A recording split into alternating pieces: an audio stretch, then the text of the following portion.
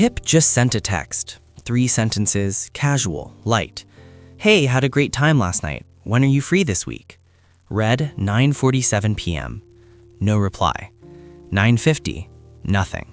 9:55, still nothing. By 10:02, Pip has checked his phone 11 times. By 10:10, he's written and deleted 4 follow-up messages. By 10:15, his brain has already built an entire narrative. He's lost interest. He's texting someone else. He's showing the message to his friends and laughing. The date meant nothing. He meant nothing. He's always meant nothing. He was in the shower. Now meet Finn. Finn just got back from the best date he's had in months. He was funny, smart, genuinely kind. He looked at Finn like he was the only person in the room. At the end of the night, he asked a simple question. So, what are we? And something flipped inside Finn like a switch. Suddenly, the way he laughed felt annoying. The way he leaned in too close felt suffocating. Finn couldn't explain it. He hadn't changed, but 20 minutes ago, he was perfect. And now, Finn felt physically sick being near him. Finn texted him the next morning. I think I need some space. If Pip and Finn sound like 2 completely different problems, they're not. They're 2 halves of the same trap. And if you've ever wondered why your relationships keep ending the same way, why you keep choosing the same kind of person, having the same fights, feeling the same heartbreak, this is why. In the 1960s, psychologist Mary Ainsworth ran an experiment called the strange situation. She watched how babies reacted when their mothers left the room and came back. Some babies were upset but calmed down quickly. Some babies were inconsolable. Some babies didn't react at all. And some babies did both, reached for their mother and then pushed her away at the same time. Those reactions didn't disappear with age. They became blueprints. Roughly 50 to 60% of adults develop what's called a secure attachment style. They can handle closeness and independence without panic. But the rest, around 40 to 50%, carry one of 3 insecure patterns into every relationship they enter. And according to The Atlantic, America is in its insecure attachment era. Secure attachment dropped by 15% in recent years, while dismissive attachment spiked by 56%. Pip is anxious. His nervous system is wired to interpret silence as abandonment. When someone pulls away, even for 10 minutes, his brain doesn't register they're busy, it registers they're leaving. So he does what anxious attachers always do. He reaches harder, longer texts, more questions, more reassurance seeking. He writes a 5-paragraph essay in response to, I need some alone time tonight. Not because he's crazy, because his nervous system genuinely believes that if he doesn't hold on tight enough, the person will disappear. And the cruel irony is that the tighter he grips, the faster they run. Finn is avoidant. His nervous system is wired to interpret closeness as a threat. When someone moves toward him, emotionally, physically, or with a simple, what are we? His brain doesn't register, this person likes me. It registers, I'm about to lose myself. So he does what avoidant attachers always do. He creates distance, cancels plans, stops texting back, suddenly finds flaws that didn't exist yesterday. He's not a lone wolf, he's just terrified. Every wall he builds is a scar from a time when depending on someone ended in pain. His independence isn't strength, it's armor. And inside that armor, he is desperately lonely.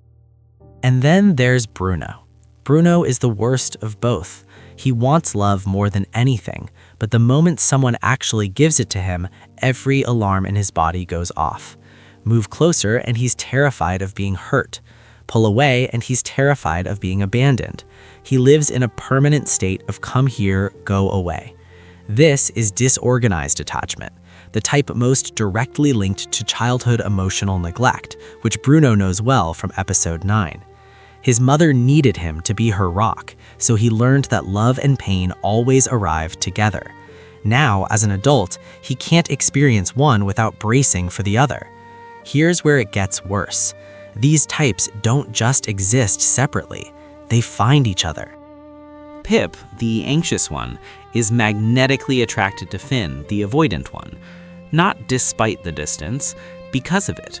Pip's nervous system has been trained since childhood to associate love with uncertainty. A person who is consistently warm, available, and stable feels wrong to him. It feels boring. It feels like there's no spark. So when he met someone like that, someone healthy, he went on 3 dates, felt nothing, and said, "There's no chemistry." Then he met Finn, who took 6 hours to reply to a text, and his stomach flipped. He called it butterflies. It wasn't butterflies. It was anxiety wearing a costume. Finn, meanwhile, is drawn to Pip because Pip's intensity makes Finn feel wanted, without Finn having to do anything. But the moment Pip's need becomes real, the moment it requires Finn to actually show up emotionally, Finn bolts. And when Finn pulls away, Pip panics and chases harder. And when Pip chases, Finn pulls further. This is the anxious-avoidant trap. One pushes, the other pulls. Both are in agony. Neither can stop. And just when Pip is about to finally walk away, finally done, Finn sends a text at midnight. "Hey, you up?" Just enough. A breadcrumb. Not a meal, not a conversation. Just enough dopamine to restart the entire cycle. Pip reads the text and his whole body floods with relief. See, he does care. Finn doesn't care. He just felt Pip leaving, and his nervous system, the one that can't handle being abandoned either, threw Pip a crumb to keep him in orbit. Pip looks at this cycle and thinks, if I just love him harder, he'll open up. I can fix him. I'm the one person who can get through.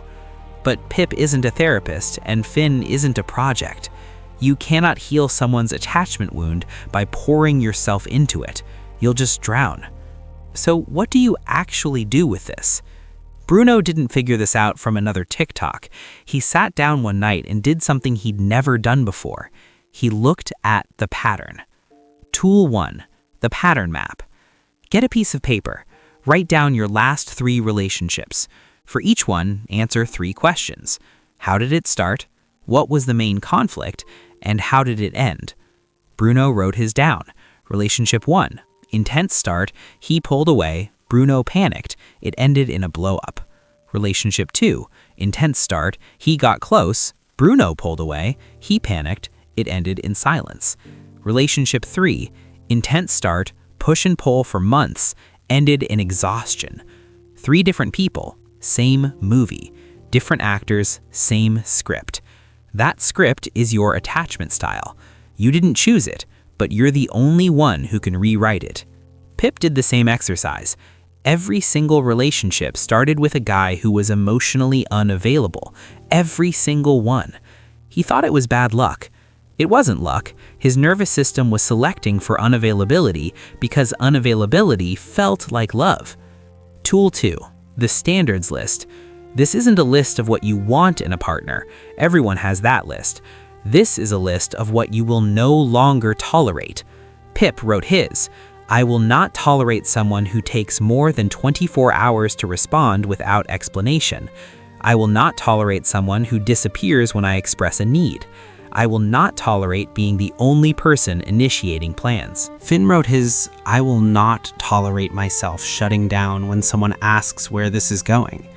I will not tolerate myself manufacturing flaws in someone who treats me well.